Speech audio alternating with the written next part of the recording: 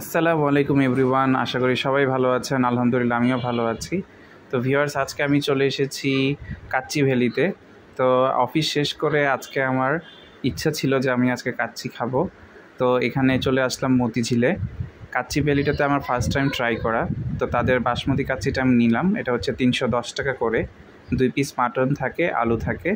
আর তাদের বোরহানিটাও ট্রাই করলাম, এটা ছিল 50 টাকা। সো তাদের কাচ্চির পিসগুলো ছিল খুবই নরম, সফট অ্যান্ড অনেক বড় বড় বলা যায়। আমার কাছে মনে হয় খুবই ভালো ছিল ডিলটা। তো আমার কাছে খুবই ভালো লেগেছে।